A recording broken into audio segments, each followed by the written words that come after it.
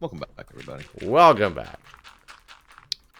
So, people should make sure that they subscribe to the podcast. Oh yeah. How's that going? It's going. It's kind of entertaining. I amazingly, it's on Stitcher now as well. I don't remember if I said that. What? Stitcher? It's another podcast What is that? application. It's just a podcast application. So is it like iTunes? Yeah. So iTunes is not like the go-to for podcasts, I guess, anymore for most people. Somebody even asked if I could get it up onto Stitcher. And I'll be honest, in my naivety, I assumed once you put a podcast on to iTunes that it kind of proliferated to all the podcasting websites. I thought they just kind of like took the iTunes feed, but I guess that's not how it works.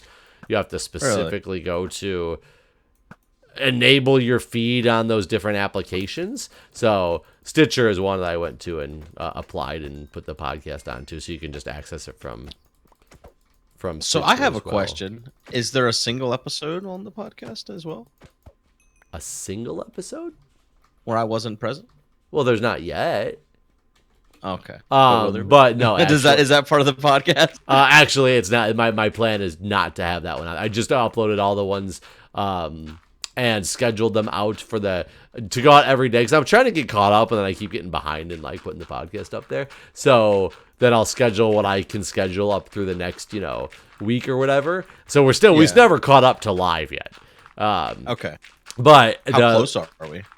7. I think on the as of now it stands, before these episodes that we recorded tonight, on the 2nd will be the last one to go out, which is the one right before the solo one, because I didn't plan on putting the solo one out there. Okay. Because for one, the solo one is completely based on watching YouTube. It's me talking about like what I'm seeing on the screen in like Chunk City and stuff. Like nobody on the podcast is going to have any understanding of what's going on with that. So there's no intent for that. No. Gotcha. Makes sense. But I think it'd be funny. I actually told my Google Assistant, I was like, okay, Google, play Guano podcast, and it started playing it through Stitcher in my car. And so I listened to our last episode just because I could. It was funny. It actually made me laugh, and I knew what we were gonna say. It was the one about us talking about my first date with Julia at the gay bar, and people walking in having sex. So it was a pretty damn funny episode. Yeah, it was one of the better ones. But we want to get it out there and make it the most popular podcast ever, right? The most popularist podcast ever. I was surprised the ad rates that we got back in the day whenever we did the Minecraft podcast, like the Audible thing, like that was $1,000 an episode. Do you know how many people were watching it from a podcast? Because the podcast was also on YouTube and stuff. Right, that's true. So out of curiosity, I don't know. I mean, that was the stats that she used to sell the ads. It was an ad agency. They were sold using our ads, and they were using it wasn't the YouTube stats did not matter. It was whatever the podcast. And you know what? I just said 1,000 episode. It wasn't. It was 1,000 a month. But that's still, we did on average 4 episodes a month. So 250 an episode. That's pretty good for our viewership. Yeah, and you're saying they used the podcast statistics, not the YouTube statistics. Yeah, I'd be curious to know what the average like view count or device count or however the hell that they do those stats. I have no idea like what our numbers were like. I don't even have like an inkling of an idea. Yeah, those things. A lot of those things are so. I mean, not being in I'm in the business. I mean, YouTube, but we're held at the mercy of YouTube and what they tell you that they're going to do. But what is somebody who does a podcast that becomes quote unquote successful? What is the definition of successful podcasts to an advertising company or whatnot? Is it 1,000 people listen to this, or is it 1,000,000 people listen to this? Like, I'm imagining like one of the like the Joe Rogan podcast. I bet he makes a lot of money on ads. I mean, but define a lot. Probably tens of thousands, like for a 2-minute segment, I would imagine. For a 2-minute segment, tens of thousands? I would imagine. I mean, like I guess anybody popular can make that much money. Yeah. Well, yeah. I'm not just saying just him. I'm in a bed, by the way. But yeah, I mean, you got to think like the Audible ad we were doing. That's 5 minutes basically. So, I mean, and that's just us, like $1,000 for at tops 20 minutes over a month. So someone like him, you give 10 minutes over a month. It's got to be. I mean, let's get some advertisers for our Guano podcast, man. I mean, sure. I would love. You know what's sad to me about looking back at the Audible ad we used to do is I didn't use Audible at the time, and so like each week Chad would be like, "All right, guys, try to come up with a book and then make sure it's on Audible and all this," and we're like, "Okay, Chad," and half the time Chad would be the one that basically did it because he was the only one that used Audible on a regular basis. But now, boy, I could talk about some Audible because I use it so regularly. I don't know. It's just a shame that I wasn't an avid user back then whenever I was doing ads for them. So just in case Audible listens to listens to us, hey, Audible, I go, we'll take you over here. I wonder if Chad still has contact with the ad agency that we used back then. Because I'd happily do another Audible ad. They'll look at our podcast statistics and be like, how about you pay us to be able to, to have Audible on here? We're not exactly what you call big time, I don't believe. I think it's, couple devices an episode, up to like 25 or 30. Yeah, that's not very high. I wouldn't think it's very high, but you never know. Maybe that's how all good podcasts start. I want to know. I kind of wish we had kept up with it, but there just wasn't the interest within the group to maintain it, really. Well, did the numbers ever start to drop, or did they stay pretty significant? I don't actually know. I feel like our numbers went down, but we got so inconsistent at the end that that's going to affect your numbers too. Got to the point where we wouldn't record an episode for a while, and it also got to the point where the bigger guys in the group had lost interest to the point where it was the people that bring the higher viewership just weren't a part of the podcast anymore. Yeah, that does kind of stop. That's almost like as awesome as it was to do UHC again recently, when you are looking at half the comments is where's blah blah blah and where's blah blah blah. And you're like, well, just don't ask those questions. Just pay attention to the people who are playing right now. Like, why are you asking me where this person is? Because that's not going to help you find that person. Yeah. They're not here, obviously. And I mean, it's kind of I saw a few of those, and it surprised me because for the most part, we had the biggest turnout for UHC we've had in a very long time. Granted, it's been 2 years since we had a UHC, but back when we were still doing them a few times a year, we didn't have the same kind of turnout we had this time. Almost everyone made it. Like that didn't happen the last few times we had done it. So I don't know.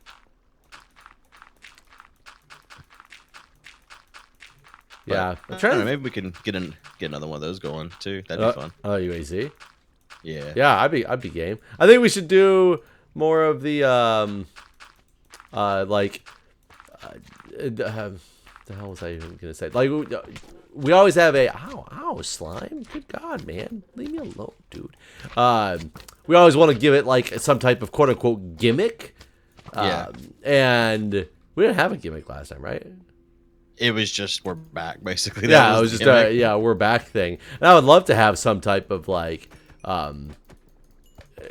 gimmick that changes fundamentally the way that you might do some stuff, but not like it doesn't change everything about it. Like I've still always been a fan of implementing, Seth Wing's idea of that death swap into UHC, and every so often it randomly teleports teams to where a location of a different team was at.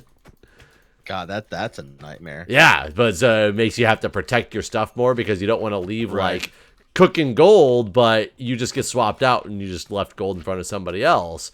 Well, I mean, do you get a warning before the swap happens? You could program it however you wanted to program it. It could be like 5, 4, 3, 2, 1 in a random swap, or it could even be 5, 4, 3, 2, 1. Oh, no swap this round or whatever it is, and that would be you could do it in a bunch of different ways.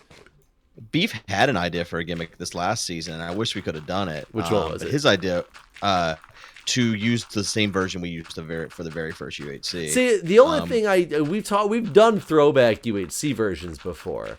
So I mean, not that it's a bad idea, because it can be fun for sure, but we've done that before. We've thrown it back to an older version to do it.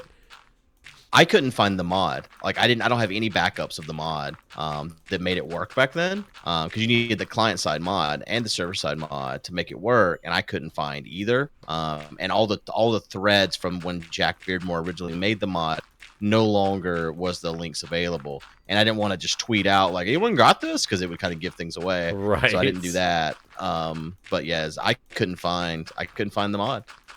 So it just couldn't be done. I'm trying to think of what other crazy gimmicks you could come up with in it, like even potentially a gimmick where there's a way to, if you lose a team member, there's a way to resurrect them, like by doing something crazy. Yeah. I like that idea. I've never been able to think of a good way to make it work. Yeah, that's what I'm trying to think. I'm like, what do you do? Go to the end and fight the dragon? No, because nobody's gonna risk that for their to get their one team member back. They're gonna just go fight the other team, you know. Or what was the one you wanted to do a long time ago? PUBG style one. Didn't you even have a mod like at the ready for that? That was made. We've tested it and it works and it's made. And I was gonna suggest that again to everyone, because someone brought it up in my Discord after we did this last season. They're like, why didn't you guys use that? And I don't know. I mean, we haven't played with the current mechanics of. I think the first one in 2 years being back to a kind of a quote unquote classic, without going back to a classic version, you know, but just a traditional UHC is great. Yeah. But I would love to do, if we do another one, to do a gimmick. And I do remember when you talked about that PUBG one, it sounded like an awesome concept. Yeah, it was definitely different, because you didn't have the whole everyone go to 0-0 and go to Fortress or whatever, because you don't know where the final border is, basically. Right. So that was cool. I do think we should make an effort to do that. God, I thought of another one as I was saying these words. And how about you get your original map of season 1, empty all the chests, and you just play in it? You know what I would like is to do another Mumble season. Have we done more than one Mumble season? Yes, we've done more than one, but I think it was only like 2. Okay. It's everything blends, because we did that, you know, the whole Survivor thing was, you know, Mumble. But yeah, we did, pretty confident we did 2 Mumble seasons. Excuse me. Yeah, I would like to do another Mumble season, because that was fun. Yeah, the Mumble season. Have we done Teams Mumble? We did, didn't we? Yeah, we totally did. Oh, well, I think one of the Mumble seasons that we did, you started out solo, and you connected with the first person that you saw, became your teammates as long as they weren't teamed. Okay. Because that's how I ended up being in partners with Vex one season, and I was like freaking out, because I think if I recall, he made it sound like he was about to kill me, and then he was like, "I'm just kidding, I'm by myself. We're not a team." Wow, that's a risky move. I was like running scared. I don't even think I saw him. I think he saw me, and I was like running scared. Then I heard him, because, you know, I got close, and I was like, ah. The problem with the Mumble is that it works cross dimension.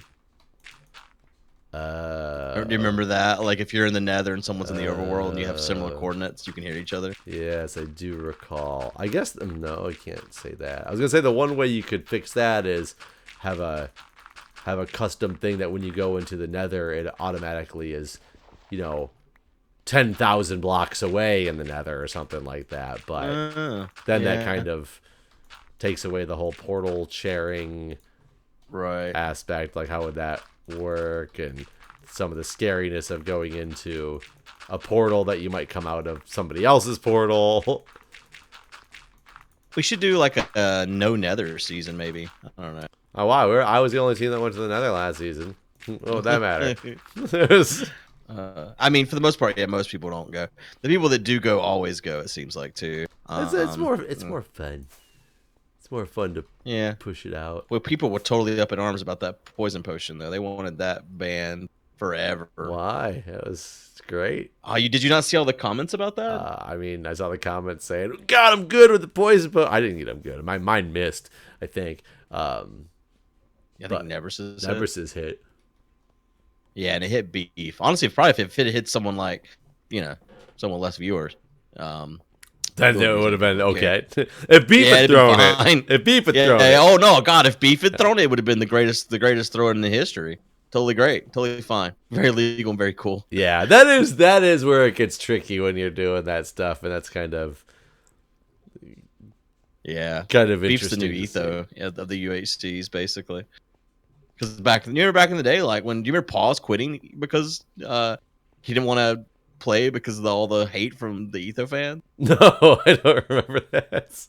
Yeah, he stopped playing UHCs with us because for like 3 seasons in a row he killed etho, and like people would just flood his videos with dislikes. That's right. Like not even his UHC videos, other videos, he's just getting tons of dislikes. And it's so funny to me, and maybe it's because I'm older and more mature than a lot of the people who watch. I'm saying this, it sounds terrible, but it's younger kids who, for the most part, follow Minecraft videos and stuff. They haven't yet, necessarily learned and grown into themselves yet. But think like watching Survivor. I don't get mad at people when they vote somebody I like out. Yeah, I find it's sad I can't watch that person anymore, but I love the strategy and the concept. Yeah. There's definitely been occasions where I've hated someone on the show, like but it's because they're a piece of shit. You didn't hate somebody only because they were against the person that you liked. Right. Yeah, no, yeah, you're right. Yeah, there's a lot of pieces and that of guy, shit on what was that sleazy guy who said his grandmother was dead so he could go on one of the eating Johnny shots? Fairplay? Yeah, Johnny Fairplay. I think that was a fucking brilliant move, man. What a brilliant I wasn't even, that move didn't bother me, but overall, I just never liked that guy. There was some people in the early seasons, and granted, there's not as many of them anymore, but they do still happen every so often. But I remember, what was the one dude's name? This is probably one of the, talking either low tens, probably, was season numbers. And he was just this dude from New York who thought he was the best dude ever. And he was probably like in his 40s, some like bigger construction worker type guy. He had a beard. And I remember once he even wrote the person's name on the piece of parchment because he just hated this person. But he stopped even writing the full name and just wrote her first letter, which was a C. But there was multiple people's names that started with a C. And I remember Jeff Probst even pulling this thing out of the urn and looking at it and just showing it and like looking straight at him because he knew. And he was like, come on, you need to tell me who this is actually for. And it's which you've never seen it. I don't remember this. Oh, this was, God, I'm gonna have to look it up in a minute. But he was just such a dick because he thought he was so much better than everybody. And of course, those dicks are the ones that make it near the end. He didn't win, but he made it, of course, near the end, and he got voted out. And he was like almost like threatening to kill everybody. Like, it was he didn't really threaten to kill everybody, but it was. God, I don't remember this guy at all. What is this guy? I'm gonna look for. You know what? The other day I was talking about older seasons of Survivor, and I was trying to explain. Someone in my Discord was like, "Should I even watch the show or whatever?" And I started talking about how the show has changed from like this visceral, environmental thing where the world's out to kill you, and you stay up at night so the lions don't eat you. And I started talking about Mike burning his face off, and someone looked up Mike, and he's been arrested for child pornography. Oh, great. And he was from Michigan, too.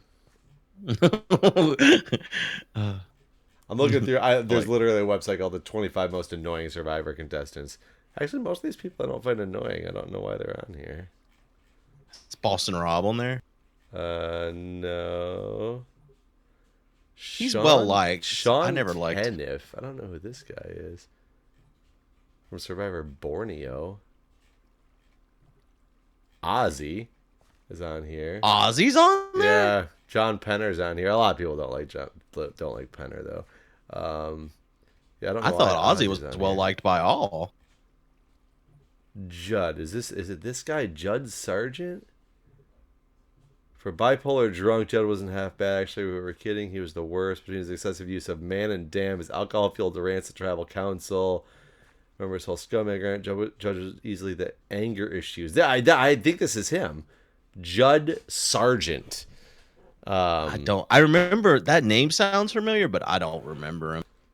I'm going to look up Survivor Parchment Letter C. I don't know if that's going to bring anything up.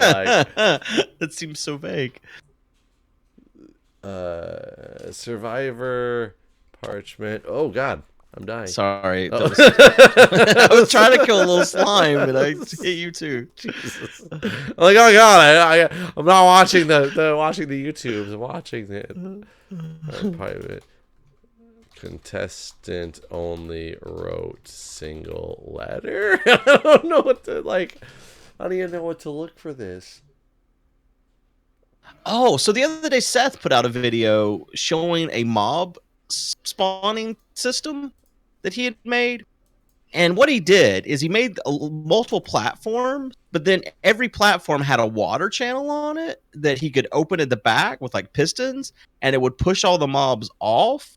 And I feel like we're dumb to not have done that in our thing instead of just making platforms expect them to walk off on their own. Like, it's this thing that forces them off. And I feel like with all the stuff that we've gathered from doing this, we should make a new mob system. We could probably do that. I mean, let's finish this project first, but after we finish this, that could be our next project to have a better mob system. Dude, I'm not sure if this is the guy or not. His picture looks so...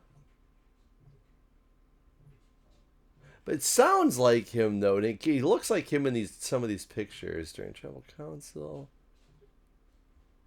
I'm pretty sure that it's him. I'm going to have to find. Calls everybody scumbags. Fueled rants, alcohol-fueled rants all the time. Like, I can completely see this. Where is he getting all this alcohol? I don't remember. He did go on a couple of... I remember he went on a couple of wins. Reward challenge wins where he got like wasted was puking everywhere, so pretty sure this is I feel like on Survivor, since you're getting less food and stuff, I feel like it would take like 2 beers and you're done, sort of thing. I completely agree with you, though. I will say lately as in like the past 10 seasons. Oh, and you haven't started watching the new one yet, have you? I'm still curious on what some of your thoughts are on this whole Exile. I mean, I watched the last one that's fully aired, but I haven't started watching. I'm waiting till it finishes being aired. But I feel, and granted, we're not at the point where it should be a good ones yet with this new one, but this new episode or new season. But I feel the rewards have gotten really shitty and less. Like, I feel that the rewards before were so good. Sometimes they were like, we're going to take you guys on a helicopter ride out of here. You're going to spend 2 days at this luxury like resort and get all this food, choose one person to go with you and all this stuff. I feel that there's so much less of that, which makes it people less upset about not getting picked for some of the rewards and less tribe pulling apart. Because that's what I liked about it is that it made you really get mad at people who didn't bring you along, and it opened up a lot more holes. And now it's like, you are going to have lunch on the beach with steak and beers, and you choose somebody to go with you where everybody else just has to watch you for an hour. And you're like, that's not as... Right, I agree with that. I also feel like they've done more of all right, choose one person. All right, choose another person. All right, choose another person. Like, how many people are you getting to take? It feels like they take more people now than they used to. Which sometimes is fine. I mean, it does cause more animosity sometimes because now you've gotten, like, that by the time you're doing the third pick, the guy who thought for sure you were going to pick him first still hasn't been picked, and they're like, okay, now what? Yeah, but I feel the rewards are... less, and I know some people might think like they used to have a car all the time. That's like a reward for a contestant. That's really all it is. And I miss the car. I don't. Whatever. You can do without the car. I just like the whole lore of no one's ever won the game after winning the car, and it was always like Final Four or whatever when the car came out. Yeah, and then man, Yao Man. Do you remember Yao Man? I do remember. Yeah, God, he cried about some of his decisions. Well, he gave away his car to Dreams, and then Dreams backstabbed him. I forgot about this. Yeah, he won the car, and he told Dreams, literally says, "I know you need a car. I will give you this car on one condition, and it's if you win the Final Four challenge, you give the immunity to me." And Jeff was even like, this is not sanctioned by, Survivor. We cannot hold accountable. Like, he doesn't have to follow through on this. And he's like, no, I know. I'm making a man-to-man deal with him, basically. And Dreams accepted it. And then Dreams came, and like 3 or whatever episodes later, Dreams is still there, and Dreams is in the Final Four challenge. And he's like, you know what? I want to prove to Yao Man that I did this for him, and I'm a man of my word. It's like the only challenge Dreams ever wins. And at the end, he goes, you know what?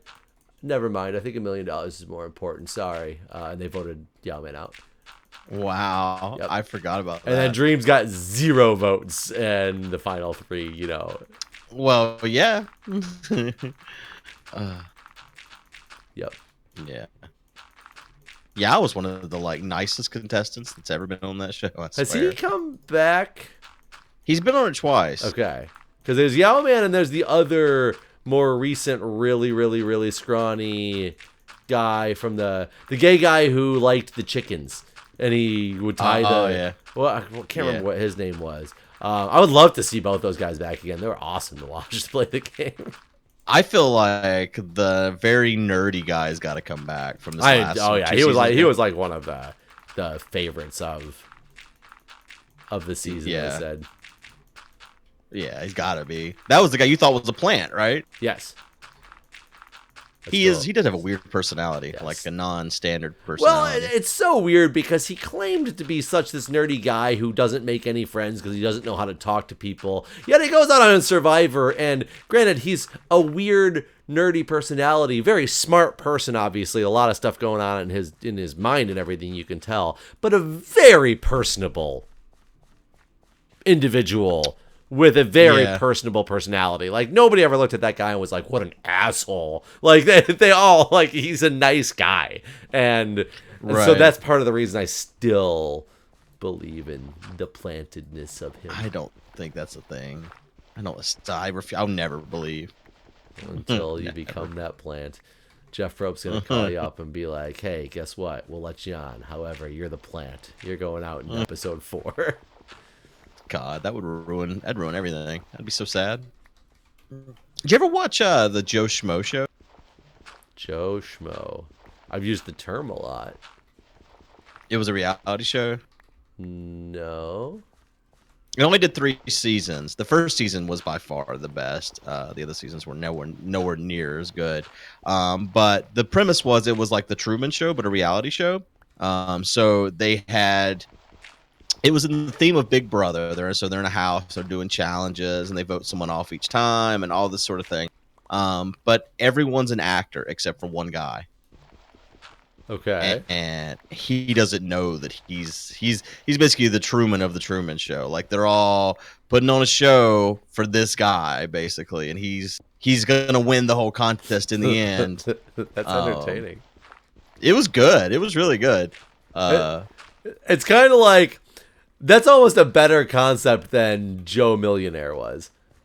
What was Joe Millionaire? Joe Millionaire was a play on, like, The Bachelor, but they made it seem like the guy who was the Bachelor who was trying to win the people, he was presented as basically a millionaire who's never been able to find true love, but really he was some broke schmuck who didn't have any money. Really? And so all the women thought he was this millionaire? And all the women thought he was a millionaire, yeah. And so in the end, do they tell the women and so then see if they want to stay in the with end it was something like, if I recall, because I didn't watch the series, I just liked the concept, but I followed what happened at the end. If I recall correctly, the person who he chose, because then at the end it comes down to somebody that you choose and you hope that they want to stay with you or whatever, and he chose this one girl, and then she was given a choice, like it revealed that he really didn't have any money. Was this really true love? You can take this like $1 million check and walk out the door, or you can stay with your, this guy if he's really your true love. And she takes the money and walks out the door.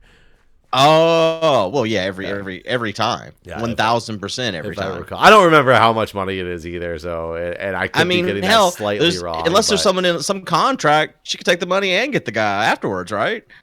I mean, I guess it'd be interesting to make a contract. Like the contract would literally have to be, you cannot see each other again, otherwise you owe 1 million back, basically. Yeah, because how would you make it so you could say you can't get married, but then you can still just do everything but just not be married. But you say you can never be in a relationship. Like, what constitutes a relationship?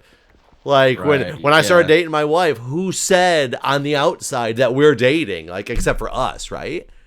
Right. Like, who constitutes what's dating?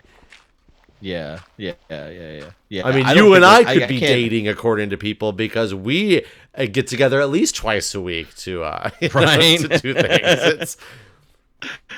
I can't imagine that show ever ending in any other way other than the woman taking the money and walking away. I would agree with you. But that concept is also kind of like,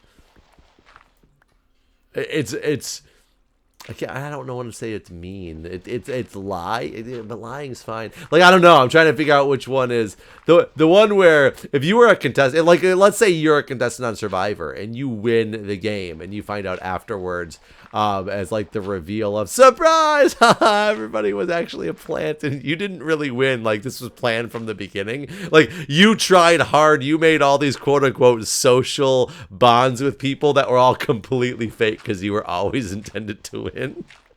Yeah, that would suck. But you know what? That $1 million would I could wipe my tears. And by the way, you don't get the $1 million. Oh wait, well then, I mean, that ain't cool. That would suck. Yeah, that would be. I feel like that, but that'd be like, you sue for that type of shit. I don't know though. I'll see you in court. I've said this before though, but just knowing that we both read that article and pending it's true about the fact that those people who broke the rules and then got voted out one by one tells you there's manipulation at play, and it's just, how deep does the rabbit hole go? I don't know. Was Russia involved? Nobody knows. Oh God.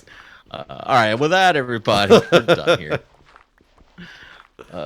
Thanks for watching. We'll see you next time. All right, guys. We'll see you.